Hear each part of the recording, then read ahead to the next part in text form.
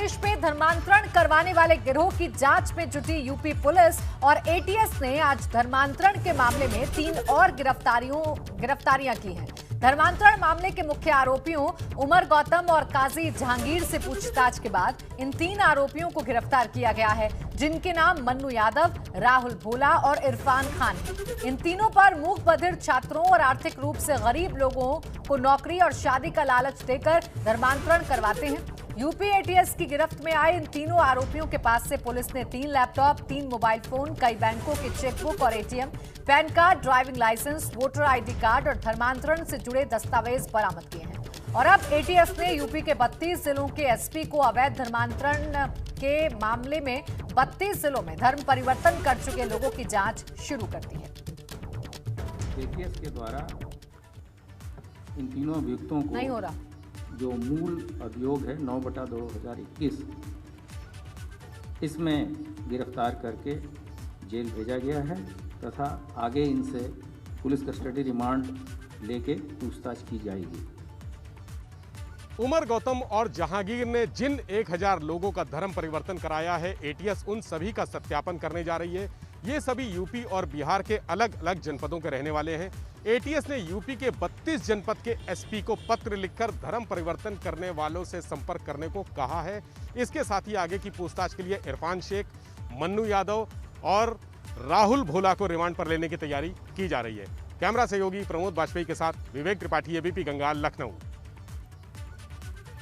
आपको बता दें कि एबीपी गंगा ने पहले ही आपको ये खबर दिखाई थी कि धर्मांतरण के गिरोह में एक ऐसा शख्स शामिल है जो दिल्ली में बाल कल्याण मंत्रालय में कर्मचारी है और वहीं से धर्मांतरण के लिए लोगों को उकसाने का काम करता है। उसी शख्स को यूपी एटीएस ने गिरफ्तार किया है, जिसका नाम इरफान ख्वाजा खान है। इसके अलावा राहुल भोला और मन्नू यादव, जो धर्मांतरण के बाद अब्दुल मन्नान बन चुका है, उसे भी गिरफ्तार किया गया है। ये तीनों धर्मांतरण गिरोह के मुख्य आरोपी उमर गौतम और काजी जहांगीर के संपर्क में थे और मूक बधिरों को अपना निशाना बनाकर उनका धर्म परिवर्तन करवा रहे थे। इरफान ख्वाजा खान एक इंटरप्रेटर है। इरफान खान मूक बधिर को इस्लाम का ज्ञान देता है और गैर धर्म की बुराइयां बताता है तथा तरह तरह के प्रलोभन देकर इस्लाम धर्म को अपनाने हेतु तैयार करता है। इसके पश्चात इस्लामिक दावा सेंटर में जाकर उमर गौतम के साथ मिलकर जहांगीर आलम से धर्मांतरण प्रमाण पत्र बनवाता है। राहुल भोला भी एक मूकन बधिर व्यक्ति है और इरफान खान के साथ मिलकर ये मूकन बधिरों को धर्मांतरण के लिए प्रेरित करता है और इसके द्वारा ही मन्नू यादव और आदित्य गुप्ता इत्यादि का धर्म परिवर्तन कराया गया है। मन्नू यादव भी एक मूक एवं बधिर व्यक्ति है और इसके द्वारा आदित्य गुप्ता का धर्मांतरण कराया गया है। इसके द्वारा अपने घर में पूजा स्थल में रखी गई मूर्तियों को भी तोड़ा गया है। मन्नू यादव पूछताछ पर ये ज्ञात हुआ है कि इस्लाम धर्म के प्रति अति कट्टर हो गया है।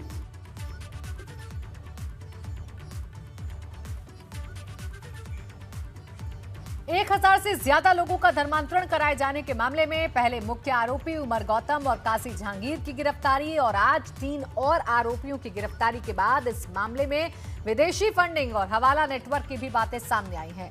एटीएस की रिमांड के दौरान पता चला है कि विदेशों से होने वाली फंडिंग के लिए उमर गौतम और उसके परिवार के लोगों के खातों का इस्तेमाल किया गया।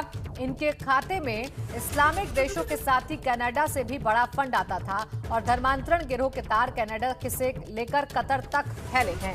इसके साथ ही उमर के तार असम की संस्था मरकाजुल मारिफ से जुड़े हैं। उमर गौतम को मरकाजुल मारिफ से भी बड़ी रकम मिली है। इस्लामिक दावा सेंटर के बैंक खाते में 50 लाख रुपए भेजे जाने के सबूत मिले हैं और एक कैनेडियन युवक बिलाल फिलिप भी इस संस्था से जुड़ा है। एटीएस की पूछताछ में उमर गौतम का इंटरनेशनल कनेक्शन सामने आया है। उमर का कनाडा के बिलाल फिलिप से संबंध था। बिलाल दोहा में इस्लामिक ऑनलाइन यूनिवर्सिटी चलाता है और उमर की संस्था इस्लामिक दावा सेंटर में उसके विश्वविद्यालय की परीक्षाएं होती थीं। इसके अलावा आसाम की संस्था मरकज उल मारिफ से भी उमर के संबंधों का खुलासा हुआ है। मरकज उल मारिफ के खिलाफ असम में टेरर फंडिंग, फेमा, फेरा और विदेशी मुद्रा अधिनियम के तहत कई केस दर्ज हैं। इस संस्था से उमर की संस्था के खातों में लेन देन भी पाया गया है। एटीएस को उमर के खातों में 50 लाख रुपए मिले हैं, जो दुबई, रियाद, अबू धाबी समेत अन्य खाड़ी देशों से भेजे गए हैं। इस रकम की छानबीन के लिए इनकम टैक्स और अन्य एजेंसियों से संपर्क किया जा रहा है। कैमरा सहयोगी प्रमोद वाजपेयी के साथ विवेक त्रिपाठी, एबीपी गंगा, लखनऊ। और चलिए अब सीधा रुख करेंगे लखनऊ का। मेरे सहयोगी विवेक त्रिपाठी इस खबर पर ज्यादा जानकारी के साथ जुड़ गए हैं। विवेक, देखिए नोएडा से इस मामले का खुलासा हुआ और अब इसके तार कानपुर, अलीगढ़ से होते हुए विदेशों तक से जुड़ रहे हैं। आगे अब क्या छानबीन कर रही है यूपी एटीएस और क्या अभी और भी गिरफ्तारियां संभव हैं? जी बिल्कुल प्राची, जिस तरह से सिलसिला चला है गिरफ्तारियों का, अभी इसमें बहुत सारे नाम सामने आएंगे। जब ये खुलासा एटीएस ने किया था तब हमने अपने एबीपी गंगा के दर्शकों को जानकारी दी थी कि ये बहुत बड़ा नेटवर्क है जिसके देश और विदेश तक तार जुड़े हुए हैं और इसमें अभी देश के अन्य हिस्सों से भी तमाम गिरफ्तारियां होनी हैं। देखिए आज जो 3 लोग पकड़े गए हैं उसमें महाराष्ट्र, दिल्ली और हरियाणा के युवक हैं और उसमें से 2 मूक बधिर हैं। एक जो इरफान शेख लड़का पकड़ा गया है वो दिल्ली में चाइल्ड वेलफेयर मिनिस्ट्री में इंटरप्रिटेटर का काम करता था, यानी मूक बधिर बच्चों से संवाद में वो माहिर था। उसकी नौकरी इसी बात की थी। और जो नोएडा डेफ सोसाइटी में जिस तरह से बच्चों को धर्मांतरण के लिए प्रेरित किया गया, उकसाया गया, लालच दिया गया, डराया गया, धमकाया गया, ये काम इरफान शेख ही करता था। इरफान शेख बच्चों से संवाद करता था, उनको इस्लाम धर्म की खूबियां बताता था और अपने जो मूल धर्म है उनके प्रति नफरत का भाव पैदा करता था, उनके प्रति बुराई करता था, जिससे बच्चे डाइवर्ट हो जाते थे और इस्लाम धर्म कबूल कर लेते थे। इसके बाद जो इस्लामिक दावा सेंटर है दिल्ली में उमर गौतम का, वहाँ पर जाके उनका धर्मांतरण से संबंधित प्रमाण पत्र बनाया जाता था। ये पूरा नेटवर्क 2 लोगों से शुरू हुआ, अब 3 लोग और पकड़े गए हैं। अभी इनके जो मददगार हैं वो ढेर सारे मददगार हैं, यहाँ से लेकर पाकिस्तान की आईएसआई एजेंसी का नाम आया है। इसके अलावा कनाडा के बिलाल नाम का जो शख्स सामने आया है वो रेडिकलाइज करने का बड़ा माहिर खिलाड़ी है। इंटरनेशनल लेवल पर वो रेडिकलाइज करता है, धर्म परिवर्तन कराता है, लोगों के दिमाग में उनके मूल धर्म के प्रति जहर भरता है, विद्वेष भरता है। तो ये जो चीज़ें हैं जो सामने आ रही हैं धीरे धीरे, जिस तरह से टेरर फंडिंग के भी साक्ष्य मिल रहे हैं, प्रमाण मिल रहे हैं, तो ये मुद्दा आगे बहुत बड़ा रूप लेने जा रहा है। बहुत बड़ा इसमें खुलासा अभी आगे भी होगा। टेरर फंडिंग के सबूत जिस तरह से मिले हैं, जिस तरह से उमर गौतम के जो खाते हैं और कितनी गिरफ्तारियां इस पूरे मामले में होती हैं। विवेक बने रहिए आप हमारे साथ, आगे भी आपसे जानकारी लेंगे। तो एक तरफ यूपी पुलिस और एटीएस उत्तर प्रदेश में सुनियोजित धर्मांतरण के गिरोह की कड़ियां जोड़कर लोगों का धर्म बदलने वालों की धरपकड़ कर रही हैं, तो दूसरी तरफ कई जिलों से धर्मांतरण के मामले सामने आते जा रहे हैं। मेरठ में जेल में कैद के दौरान एक शख्स के धर्मांतरण का मामला सामने आया है, तो दूसरी ही तरफ कानपुर में एक परिवार ने आरोप लगाया है कि इलाके के लोग उस पर परिवार समेत धर्म बदलने का दबाव बना रहे हैं। क्या है दोनों मामले, आइए आपको तफसील से बताते हैं। आइए सबसे पहले आपको मेरठ की घटना बताते हैं, जहां पत्नी के प्रेमी की हत्या के आरोप में बंद ताराचंद नाम के एक शख्स ने जेल में बंद एक शख्स के संपर्क में आने के बाद नमाज पढ़ना शुरू कर दिया। ताराचंद जब पैरोल पर छूटकर अपने गांव पहुंचा तो उसने दाढ़ी बढ़ा रखी थी और घर में नमाज पढ़ने लगा था। बताया जा रहा है कि जेल में रहने के दौरान ताराचंद उस्मान नाम के एक शख्स के संपर्क में आने के बाद ये सब शुरू हुआ। हालांकि जेल प्रशासन ने इस मामले पर चुप्पी साध रखी है, लेकिन ताराचंद के गांव लौटने के बाद गांव वालों ने उसका विरोध शुरू कर दिया है। हालांकि ताराचंद का कहना है कि वो नमाज जरूर पढ़ता है, लेकिन उसने धर्म परिवर्तन नहीं किया है। मैं नमाज की लाइन में बाहर से चालू था, मैं बाहर से नमाज पढ़ता था।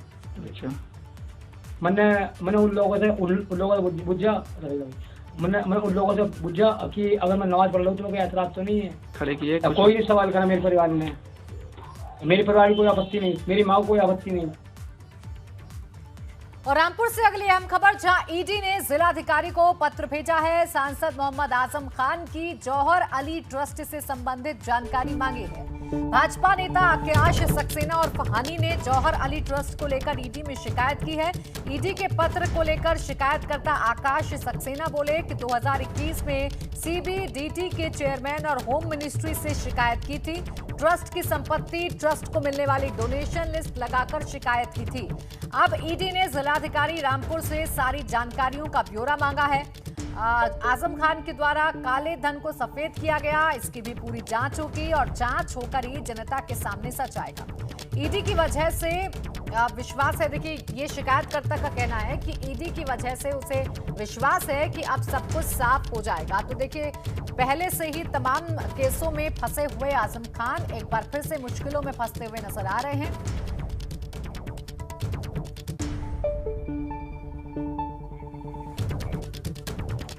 और चलिए एक बार फिर से रुक कर लेते हैं मेरे सहयोगी विवेक का, जो लगातार हमारे साथ बने हुए हैं। विवेक, क्या है ये पूरा मामला? पहले तफसील से आप समझाइए, क्या शिकायत की गई थी और किस तरीके से अब कदम इसमें उठाए जा रहे हैं?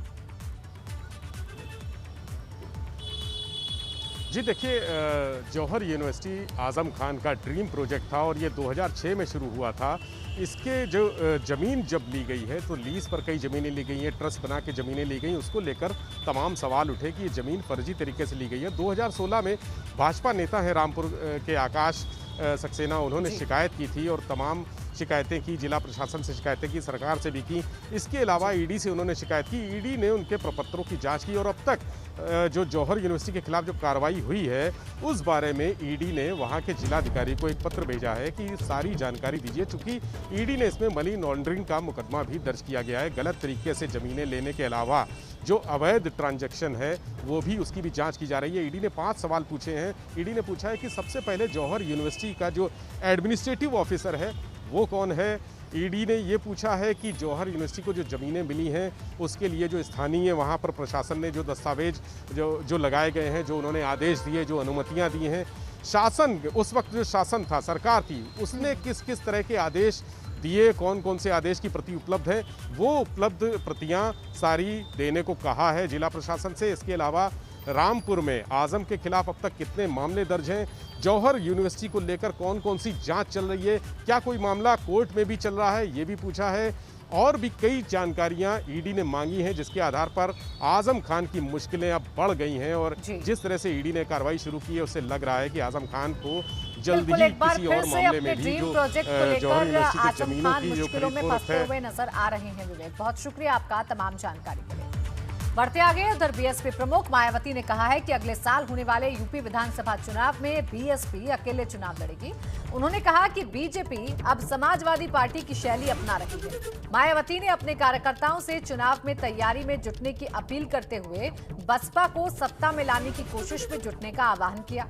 जिला पंचायत अध्यक्ष के चुनाव पर मायावती ने कहा कि बीएसपी अपने प्रत्याशी नहीं उतार रही।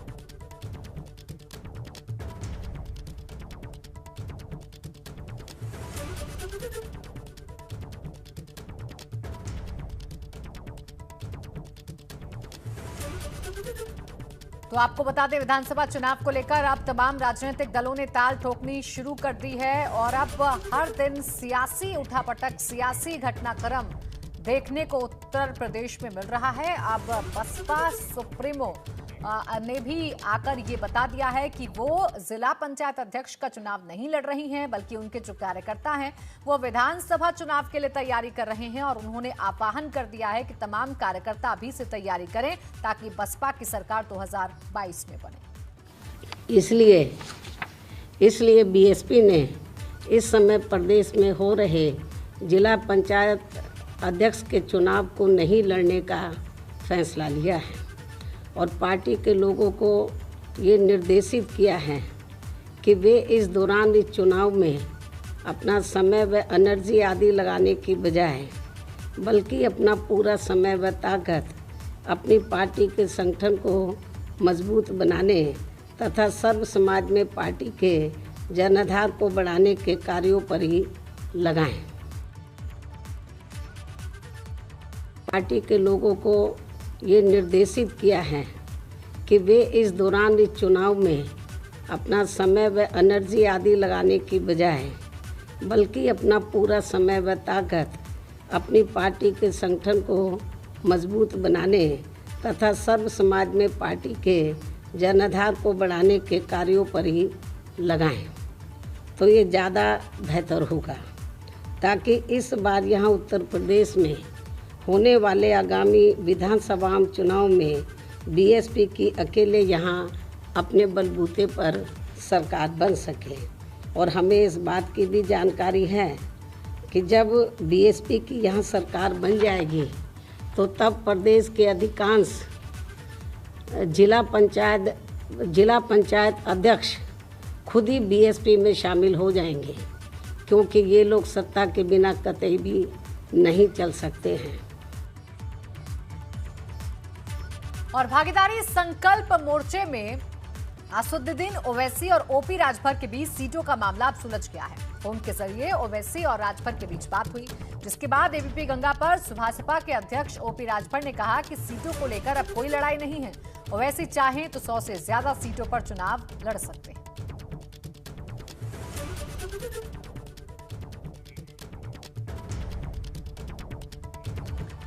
और बड़ी खबर यह है कि 69,000 शिक्षक भर्ती से जुड़ी जानकारी मिल रही है। इस महीने नहीं बांटे जाएंगे नियुक्ति पत्र। चयनित अभ्यर्थियों को अब जुलाई में नियुक्ति पत्र मिलेंगे।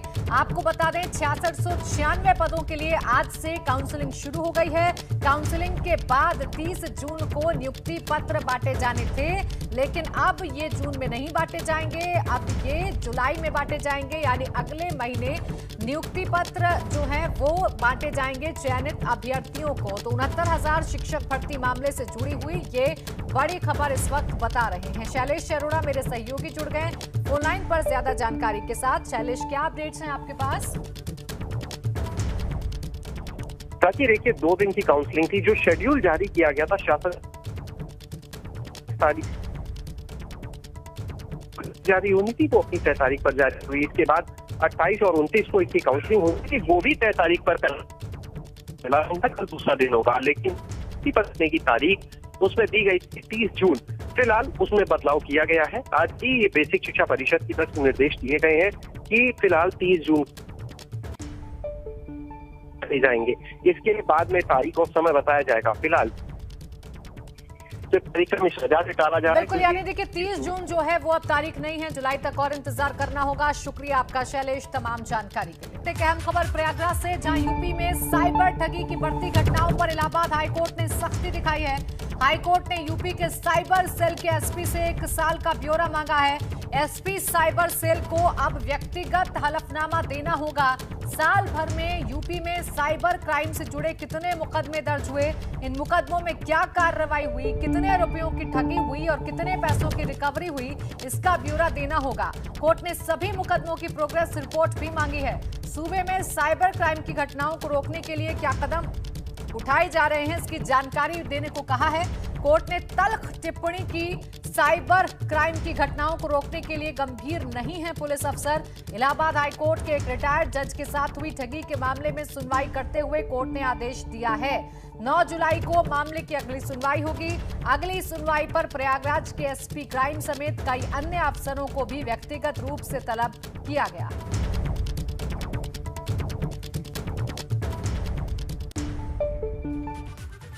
और आगरा में एक सनसनीखेज वारदात सामने आई। खबरों के मुताबिक जयराम बाग निवासी ठेकेदार एसएस चौहान के बेटे सचिन चौहान को उसके दोस्तों ने मौत के घाट उतार दिया और फिर उसका अंतिम संस्कार भी कर दिया।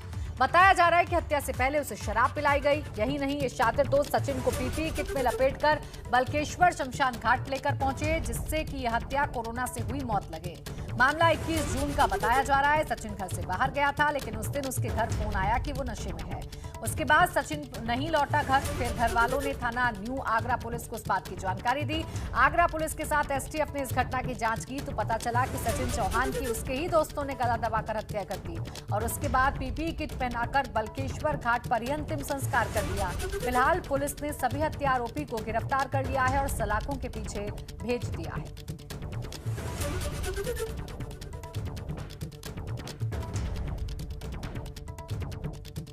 थाना न्यू आगरा का अंतर्गत 21/6/21 में एक लड़का है, उसका नाम सचिन चौहान है। वो गायब हो गया था, लगभग 3 बजे से गायब हो गया था और उसका परिवारजन ने पुलिस थाना पर आके सूचना दिया था लगभग 22 तारीख रात में। इसके आधार पर तुरंत पुलिस ने गुमशुदा रिपोर्ट दर्ज किया है। गुमशुदा रिपोर्ट दर्ज करने के बाद अगले दिन पुलिस उसका इन्वेस्टिगेशन शुरू किया है और इन लोगों का प्लान तो यही था, इसका ले जाके किडनैपिंग करके मर्डर करके उसके बाद सचिन चौहान का पापा से 2 करोड़ करोती मांगना था। पार्टनर का नाम क्या हमने तो मैं किसी पर शक नहीं है, जो पुलिस ने करा मैं उन्हीं के ऊपर विश्वास करता। वैसे 3:30 बजे निकला है, माँ से कह के गया कि मैं मम्मी अभी चौराहे तक जा रहा हूँ। फोन आता है 11:37 मेरे पास आता है, मैं शादी में शायद सो गया था। फिर मेरी घरवाली ने 11:55 में फ़ोन करा है, कोई दूसरा बंदा फ़ोन को उठाता है, वो कहता है कि ये सो रहा है। और ये तो 11 बजे तो ये अपना ड्रामा कर रहे थे फ़ोन को, इन्हें तो 8-9 बजे तक डेड बॉडी को रेले ही लगा दिया था। और देखिए, इस पर अब अखिलेश यादव ने यूपी सरकार पर निशाना साधा है, ट्वीट किया है और लिखा है कि कोल्ड स्टोरेज मालिक के बेटे की अपहरण के बाद हत्या से उत्तर प्रदेश की जनता स्तब्ध है। शोक संतप्त परिवार के प्रति गहन संवेदना। संवेदनहीन भाजपा के राज में परिवार वालों का दुख दर्द समझने वाला कोई नहीं है। उत्तर प्रदेश में व्यापार जगत के लोग आर्थिक के साथ साथ आपराधिक उत्पीड़न से भी ग्रसित।